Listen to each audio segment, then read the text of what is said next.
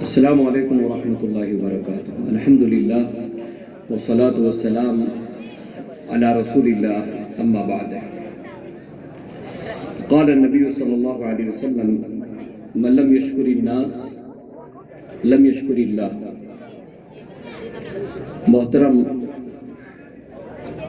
صدر جلسہ،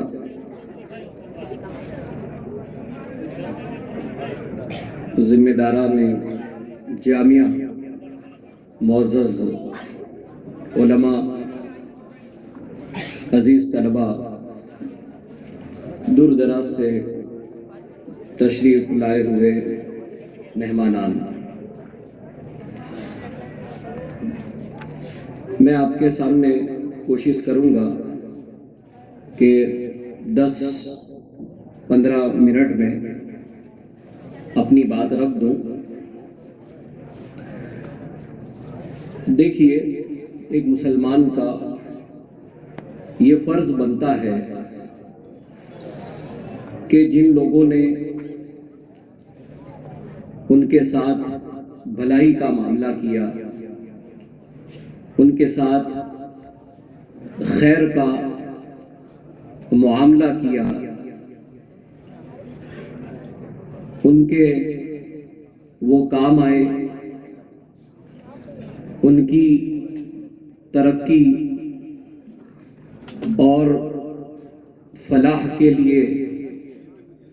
انہوں نے اپنا قیمتی وقت دیا، ان کا شکر ادا کرنا چاہیے۔ جو لوگ ہمارے ساتھ اچھا معاملہ کرتے ہیں، بھلائی کا سلوک کرتے ہیں، ان کی خدمات کا اعتراف ہونا چاہیے۔ عام طور پر جو مدارس و جامعات کے اجلاس ہوتے ہیں، اس میں طلباء اور اساتذہ کے متعلق کافی باتیں ذکر کی جاتی ہے اور کی جانی چاہیے، ان کی خدمات کا بھی اعتراف کرنا چاہیے، لیکن اکثر یہ دیکھا جاتا ہے کہ ہم لوگ جو جامعہ کے ذمہ داران ہوتے ہیں ان کی خدمات کا اعتراف نہیں کرتے ہیں۔ ذمہ داران ہو، جامعہ کے ٹرسٹی ہو، جامعہ کے لیے جو لوگ اپنا وقت لگاتے ہیں، ہم اور آپ ان کو بھول جاتے ہیں۔ اسی حوالے سے آج میں آپ کے سامنے چند باتیں رکھنا چاہتا ہوں۔ دیکھیے، ہماری ہندوستان کی جو تاریخ ہے اور ہمارے ہندوستان کی تاریخ میں جب بھی مدرسوں کی، اداروں کی، جامعات کی بات ہوگی تو ایک بات آپ یہ یاد رکھیں کہ ایک زمانہ ایسا تھا کہ مدرسے مسجدوں میں چلا کرتے تھے، اور اس ہندوستان کے نامور بڑے بڑے جو علماء گزرے ہیں ان سب نے تعلیم مسجدوں کے اندر حاصل کی۔ آج سے جب ہم پیچھے جاتے ہیں 120 سال، 130 سال، تو ہمارے ہندوستان میں یہ نظام تھا کہ جس گاؤں میں، جس شہر میں کوئی مدرسہ کھلتا تھا، کوئی جامعہ اس شہر گاؤں میں چلتا تھا، تو اساتذہ پڑھانے کا کام کرتے تھے، لیکن اساتذہ کو ایک بات سے فارغ کر دیا جاتا تھا، اور وہ یہ کہ یہ جو بھی بچے یہاں پڑھنے کے لیے آ رہے ہیں تو آپ کو ان بچوں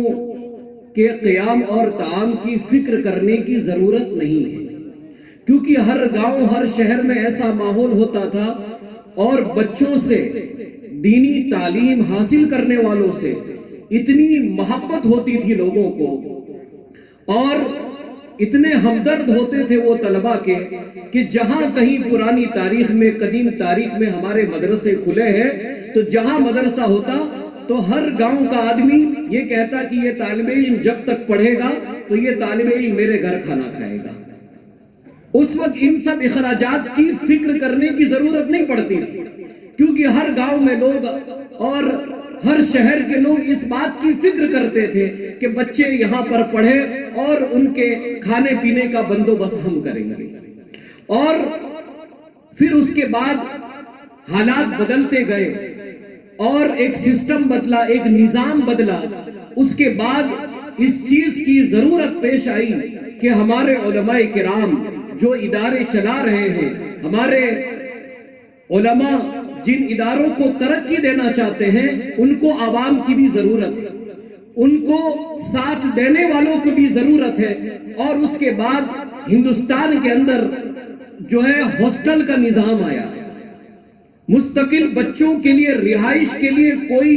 عمارت ہونی چاہیے، کوئی بلڈنگ ہونی چاہیے۔ یہ نظام ہندوستان کے اندر چند مدرسوں میں شروع ہوا، اور آج میں آپ کو بتا دوں یہ سب سے پہلا نظام کہ جہاں پر مستقل کوئی ہاسٹل قائم کیا گیا ہو، مستقل طلباء کے رہنے کے لیے کوئی عمارت قائم کی گئی ہو، اگر اس کی کہیں ہمیں مثال ملتی ہے تو وہ مدرسہ احمدیہ سلفیہ آرا بہار ہے، جہاں علامہ ابو محمد ابراہیم آروی رحمت اللہ علیہ نے سب سے پہلے یہ نظام قائم کیا۔ اس کے بعد دھیرے دھیرے جب ہم آگے بڑھتے ہیں تو پھر دارالحدیث رحمانیہ سے لے کر پھر دوسرے اداروں کے اندر یہ نظام بنا اور الگ سے ہاسٹل قائم کیے جانے لگے، اور گھر گھر جو بچوں کو کھانا کھلایا جاتا تھا، بچوں کے کھانے پینے کا جو بندوبست کیا جاتا تھا، پھر وہ نظام ختم ہوا، اور اداروں کے جو ذمہ داران ہوتے تھے، اداروں کے جو ٹرسٹیان ہوتے تھے، انہوں نے اس مشن کو آگے بڑھایا۔ میرے بھائیوں،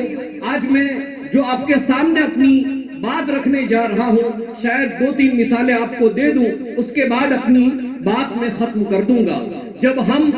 کچھ کی سرزمین کے اوپر کھڑے ہیں اور کچھ کی سرزمین پر ہم بات کر رہے ہیں تو یقیناً ہم کو مولانا عبدالرحیم پچھمی رحمت اللہ علیہ کو یاد کرنا چاہیے۔ جہاں تک میرا علم ہے اور جہاں تک میں جانتا ہوں اور پرانے اخبارات جو میں نے پڑھے ہیں، اس کے مطابق یہ کہ جامعہ دارالنصیحہ گورے والی کا جو ادارہ ہے، اس ادارے کا تذکرہ قدیم اخباروں کے اندر 1928 اور 30 کے 1928 اور 1930 کے اخبارات میں اس ادارے کا ذکر ملتا ہے۔ اس ادارے کی بنیاد مولانا عبدالرحیم پچھمی رحمت اللہ علیہ نے ڈالی۔ مولانا عبدالرحیم پچھمی رحمت اللہ علیہ نے ادارہ قائم کیا۔ مولانا عبدالرحیم پچھمی رحمت اللہ علیہ کے بعد اس سرزمین کے اوپر پڑھانے والوں کی کمی نہیں رہی، ادارے چلانے والوں کی کمی نہیں رہی۔ آپ کے بعد مولانا عبداللہ سوئیل رحمت اللہ علیہ جو آپ کے شاگرد تھے، وہ تعلیمی مشن کو آگے لے کر بڑھے اور انہوں نے سوئلہ کے اندر ادارہ قائم کیا، اور اس کے بعد انہی کے ساتھ میں مولانا قاسم سمرہ، حافظ قاسم متوا، مولانا یوسف سہتا، مولانا اسماعیل ندوی، ہمارے فاضل دوست مولانا عبدالخالق صاحب کے والد مولانا امان اللہ سلفی رحمت اللہ علیہ، یہ سب بچوں کی تعلیم کی فکر میں لگ گئے، یہ سب بچوں کی تعلیم کو بہتر بنانے میں لگ گئے۔ ادارے اس سرزمین کے اوپر وجود میں آنے لگے، لیکن یہ جو علماء کرام تھے جن کے ذریعے دعوت و تبلیغ کا کام ہوا، اس زمانے میں جو ہمارے جو ادارے چلتے تھے، آخر یہ ادارے کیا علماء خود چلا لیتے تھے؟ کیا اداروں کے اندر رہنے والے بچے، کھانے پینے والے بچے، ان کا بندوبست خود علماء کرتے تھے، یا ان کے ساتھ عوام میں سے اچھے لوگ، اس سماج معاشرے کی ترقی چاہنے والے لوگ کھڑے ہوئے؟ جب مولانا عبدالرحیم پچھمی رحمت اللہ علیہ نے ادارے کی بنیاد رکھی تو آپ کے ساتھ حاجی دلیل خان کھڑے ہو گئے، آپ کے ساتھ طیب خطری کھڑے ہو گئے۔ جیسے جیسے دور گزرتا گیا، جب جب علماء پیدا ہوتے گئے تو ان کے ساتھ حاجی ملوک پیدا ہوئے۔ یہ ہمارے عبدالوہاب صاحب جو آج اس ادارے کے اندر ذمہ دار ہے، اس ادارے کو ترقی دینا چاہتے ہیں، ان کے مرحوم والد بچوں مہرو جیسے لوگ ساتھ میں کھڑے رہے، یعنی علماء کو عوام کا ساتھ ملا، تب جا کر یہ ادارے ترقی کی راہ پر آئے، اداروں کے اخراجات پورے ہوئے۔ میرے بھائیوں، علماء کرام پڑھاتے تھے، علماء کرام تدریس کا کام انجام دیتے تھے، لیکن ادارے کو کامیاب بنانے کے لیے بہترین انتظامیہ کی ضرورت تھی، بہترین ذمہ داران کی ضرورت تھی۔ کیا آپ کو اس بات پر حیرت نہیں ہوگی کہ ایک عرب کا شخص اگر آ کر آپ کی سرزمین پر پڑھتا ہے، ایک عرب کا شخص آ کر اگر مولانا عبدالرحیم پچھمی سے تعلیم حاصل کرتا ہے تو آپ کو سوچنا چاہیے کہ تعلیمی نظام کیا ہوگا۔ آپ تاریخ اٹھائیے اور عبدالعزیز محمد السماعیل کی زندگی کے اوپر عربی زبان کے اندر ایک کتاب لکھی گئی ہے جہاں ان کے اساتذہ کا تذکرہ آیا ہے، وہاں پر مولانا عبدالرحیم پچھمی رحمت اللہ علیہ کا تذکرہ آیا ہے۔ میرے بھائیوں، آج میں یہ باتیں اس لیے کہہ رہا ہوں کہ مدرسے کے جو ذمہ داران ہوتے ہیں ہم ان کو نظر انداز کر دیتے ہیں، ہم ان کی خدمات کا اعتراف نہیں کرتے ہیں، لیکن ہماری یہ تاریخ رہی ہے کہ آپ دیکھیے جو ذمہ داران تھے ہر دور کے اندر انہوں نے بچوں کی کتنی فکر کی۔ پہلا ہاسٹل جنہوں نے قائم کیا مولانا ابو محمد ابراہیم آروی رحمت اللہ علیہ، ان کے متعلق آتا ہے کہ ان کی کیفیت یہ تھی، ان کے حالات یہ تھے کہ ایک ادارے کے ذمہ دار ہیں، ادارے کو چلا رہے ہیں، اور کبھی اطلاع ملتی، باورچی یہ کہتا کہ مولانا اب تو راشن ختم ہو رہا ہے، اب بچوں کے کھانے پینے کا انتظام نہیں ہے، کچھ کیجئے، کل بچے کیا کھائیں گے، کل بچوں کو کیا ملے گا۔ آپ یقین کیجئے اپنے وقت کا اتنا بڑا محدث، اپنے وقت کا اتنا بڑا عالم ابو محمد ابراہیم آروی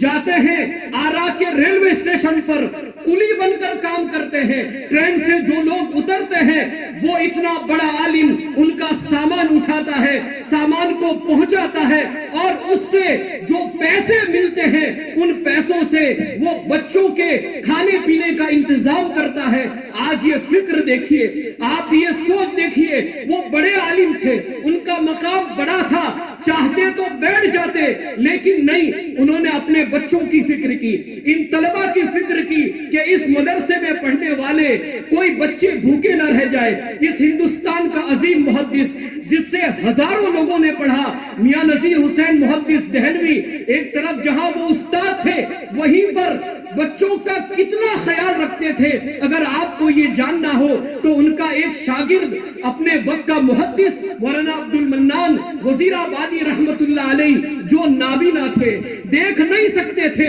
لیکن ایک طرف جہاں میاں صاحب سب کو حدیثیں پڑھا رہے ہیں، حدیث کا درس دے رہے ہیں، وہیں پر اپنے اس نابینا شاگرد کے لیے اسے جب پیشاب پاخانہ کے لیے جانا ہو تو وہ خود پانی لے کر کے جاتے تھے، لوٹے میں پانی بھر کر لے کے جاتے تھے، اپنے اس نابینا طالب علم کا وہ خیال رکھتے تھے۔ ہندوستان کا وہ ادارہ جس نے بہت ترقی کی، اس میں ایک نام آتا ہے دارالحدیث رحمانیہ کا۔ دارالحدیث رحمانیہ دہلی کسی زمانے کے اندر کہا جاتا تھا کہ جس شخص کے نام کے ساتھ رحمانی لگ جائے کہ یہ رحمانی ہے، یہ دارالحدیث رحمانیہ کا پڑھا ہوا ہے، یہ اس بات کی سند ہوتی تھی کہ یہ اپنے وقت کے اندر سب سے قابل آدمی ہے، اس کے پاس ٹھوس علم ہوگا، اس کے پاس مضبوط علم ہوگا، لیکن ان کے ذمہ داران کہ حالات ایسے تھے، اس ادارے کو جو لوگ چلاتے تھے کہتے ہیں مطبخ کے اندر پہلے وہ آ کر خود کھانا ٹیسٹ کر لیا کرتے تھے، دیکھتے تھے کہ ان بچوں کو کیا کھلایا جاتا ہے۔ لکھنے والوں نے یہ بھی لکھا، کہا ایسا تھا کہ کبھی بچے کھانا کھا لیے، کھانے سے فارغ ہو گئے، اس کے بعد جو کھانا بچتا تھا وہ بھی کھا کر کے دیکھتے تھے کہ اب کھا لیا ہے تو کھانا کیسا۔ اتنی فکر میرے بھائیوں، آج یہ بات میں اس لیے کہہ رہا ہوں کہ آج جو بھی ہمارے ذمہ داران مدرسوں کو چلاتے ہیں، آپ کو ان کے ساتھ کھڑا ہونا چاہیے، ان کا ہمیں شکر ادا کرنا چاہیے۔ کیوں؟ کیونکہ ہم نہیں جانتے۔ میں ہمارے ان بچوں سے کہنا چاہتا ہوں، جانتے ہیں یہ ذمہ داران، ان کی ذمہ داری کتنی بڑی ہے، ان کو کتنی فکر ہوتی ہے۔ وہ ہمیشہ اس خیال میں رہتے ہیں کہ سال بھر یہ بچے جو تعلیم حاصل کر رہے ہیں ان کو وقت کے اوپر کھانا مل جائے، مدرسے کے اندر سال بھر پانی کا بہترین انتظام رہے، کہیں ایسا نہ ہو کہ مدرسے کے اندر اب پانی نہیں ہے، اب یہاں پانی نہیں آ رہا ہے، ان کو آپ کے کھانے پینے کی فکر، ان کو آپ کے نہانے رہنے دھونے کی فکر، یہ سب فکر کون کرتے ہیں؟ یہ مدرسے کے ذمہ داران کرتے ہیں، یہ مدرسے کے ذمہ داران کرتے ہیں۔ جہاں ہم اپنے اساتذہ کا شکریہ ادا کرتے ہیں، ان کے لیے دعائیں کرتے ہیں، کبھی ان مدارس کے ذمہ داران، یہ جو ٹرسٹیان جو چلاتے ہیں، میں تو آج ان سے کہوں گا کہ آپ کا لوگ شکر ادا کرے نہ کرے، آپ اپنی آخرت بنا رہے ہیں، جو ادارے چلا رہے ہیں اس کے لیے فکر کرتے ہیں، ان کی آخرت بن رہی ہے۔ یہ بچے جب تک قال اللہ قال الرسول کی صدائے یہاں سے بلند کریں گے، اس کی نیکیاں، اس کا اجر و ثواب ان ذمہ داران کو ملے گا۔ کیا یہ مدرسہ یوں ہی چلا لیتے ہیں؟ ان کو کبھی پتا چلتا ہے کہ فلاں شہر کے اندر فلاں سیٹ ہے تو وہ اچھا چندہ دیتے ہیں اور اچھے سے تعاون کریں گے تو یہ وہاں پہنچ جاتے ہیں کہ چلو ہم یہاں جاتے ہیں، یہاں پہنچتے ہیں۔ لیکن کبھی کبھی ایسا بھی ہوتا ہے کہ نام بہت سن رکھا تھا کہ اس کے پاس پہنچ گئے، بڑی امیدیں لے کر جاتے ہیں، لیکن پھر مایوسی کے ساتھ واپس آتے ہیں۔ بجٹ رکھتے ہیں، مدرسے کا بجٹ یہ ہے، ان کو امید ہوتی ہے کہ یہ آدمی کچھ مدد کرے گا، لیکن وہ آدمی 50-100 روپے کے اندر ان کو لوٹا دیتا ہے۔ کبھی یہ بھی ہوتا ہے ان ذمہ داران کے ساتھ کہ انہیں بڑی امنگ ہوتی ہے، یہ بڑے ارادوں کے ساتھ نکلتے ہیں کہ فلاں شہر کے لوگ سنا بہت تعاون کرتے ہیں، فلاں شہر کے اندر لوگ کافی مدد کرتے ہیں، وہاں بیچارے چلے جاتے ہیں، گاڑیوں سے، ٹرینوں سے، جیسا بھی ہوتا ہے پہنچتے ہیں، لیکن کئی دفعہ ایسا ہوتا ہے وہاں بھی ان کو مایوسی کا سامنا کرنا پڑتا ہے۔ اور آج کے دور میں ادارے چلانا آسان نہیں ہے، مدارس چلانا آسان نہیں ہے۔ آج کے دور میں ان کا شکر ادا کرنا چاہیے کہ اتنا بڑا انتظام سال بھر کا یہ آپ کے لیے کر کے رکھتے ہیں، آپ کی پریشانیوں کو دور کرنے کی یہ کوشش کرتے ہیں۔ پتہ ہے جب جاتے ہیں کتنی جگہوں پر جاتے ہیں تو ان کو تانے سننے پڑتے ہیں، تانے سننے پڑتے ہیں، کیا چلاتے ہو، آ جاتے ہو مانگنے کے لیے، لیکن کیا آپ کے یہ ذمہ داران تنخواہ لیتے ہیں؟ کیا یہ آپ کے ٹرسٹی کوئی تنخواہ لیتے ہیں؟ یہ اپنا وقت دے رہے ہیں، للہ کام کر رہے ہیں، یہ تو اپنی آخرت بنانے کے لیے کر رہے ہیں۔ یہ ویسی ہی بات ہے جیسا کہا گیا انما نطعمکم لوجہ اللہ لا نرید منکم جزاء ولا شکورا۔ جہاں آپ سب کا شکر ادا کرتے ہیں، میں آپ کو کہنا چاہتا ہوں کہ یہ جو تکلیفیں برداشت کرتے ہیں، یہ جو لوگوں کے تانے سنتے ہیں، ان کے ساتھ جو حالات پیش آتے ہیں، ان سب کے باوجود جب یہ آپ کے لیے انتظام کر رہے ہیں تو آپ کا فرض بنتا ہے۔ ان بچوں سے بھی کہنا چاہوں گا، اساتذہ سے بھی کہنا چاہوں گا کہ آپ کا یہ حق بنتا ہے، سب سے پہلا حق ہے کہ ان ذمہ داران کے لیے دعا کرنا چاہیے، دعا کرنا چاہیے کہ آپ کو سب کچھ یہاں عیش و عشرت کی آپ زندگی گزار رہے ہیں، پورا آپ کے لیے بندوبست ہو گیا ہے، ان کے لیے دعا کریے کہ اللہ تعالیٰ ان کو صحت عافیت عطا فرمائے اور اسی طریقے سے یہ خدمت انجام دیتے رہے۔ لیکن آج ایسا نہیں ہوتا ہے۔ اگر آپ اتنا بھی نہیں کر سکتے ہیں، میں تو کہوں گا کتنے ایسے لوگ ہیں، عوام میں سے میں کہتا ہوں، کتنے ایسے لوگ ہیں، آپ سب آتے ہیں جلسہ سن کر چلے جاتے ہیں، آپ بچوں کی بھی حوصلہ افزائی کر دیتے ہیں، اساتذہ بھی کرتے ہیں، کبھی یہاں کی کمیٹی سے ملیے، کمیٹی کے ذمہ داران سے ملیے، اور جن بچوں کے والدین اس پروگرام کے اندر موجود ہیں، میں ان سے کہنا چاہتا ہوں، آپ تو اپنے گھر میں آرام سے سو رہے ہیں، آپ نے بچوں کو یہاں چھوڑ دیا ہے، ان کی دیکھ بھال کون کر رہا ہے، ان کا خیال کون کر رہا ہے؟ آپ کو ان ذمہ داروں کے پاس آنا چاہیے، ان کی حوصلہ افزائی کرنی چاہیے، ان کو دو الفاظ ایسے کہیے جس سے ان کی اور حوصلہ افزائی ہو اور یہ بڑھ چڑھ کر کے دین کا کام کر سکے، ان کا شکر ادا کرنا چاہیے۔ اور بھی میں بہت ساری باتیں آپ کے سامنے رکھ سکتا ہوں، لیکن میں رکھنا نہیں چاہتا۔ ان اداروں کے ذمہ داران کا بھی میں شکر ادا کرتا ہوں، جو طلبہ اساتذہ یہاں ہیں ان کا بھی شکر ادا کرتا ہوں، آپ سب کا میں شکر گزار ہوں، اور ساتھ ساتھ میں وہ لوگ جو اس ادارے کے ساتھ جڑے ہوئے ہیں۔ الحمدللہ آج بھی ہمارے کتنے ایسے محسنین بھائی ہیں، معاونین بھائی ہیں جو ہمیشہ اس ادارے کی فکر میں لگے رہتے ہیں، میں کہوں گا کہ آپ فکر کرتے رہیے، آپ جیسے بھی ہو سکتی ہے آپ مدرسوں کا تعاون کریے، آپ اداروں کا تعاون کریے، آپ تو گھر میں بیٹھے رہیں گے لیکن آپ کے لیے یہ صدقہ جاریہ بن جائے گا۔ اس ادارے کے اندر جو قال اللہ قال الرسول کی صدائے بلند ہوگی، اس کا اجر و ثواب آپ سب کو ملے گا۔ اللہ رب العزت سے دعا ہے اللہ تعالیٰ اس جامعہ کو ترقی عطا فرمائے، یہاں کے جو ذمہ داران ہیں، یہاں کے جو اساتذہ ہیں، ان کی خدمات کو قبول فرمائے اور ان کی یہ خدمات ان کے لیے اخروی نجات کا ذریعہ بنائے۔ السلام علیکم ورحمۃ اللہ وبرکاتہ۔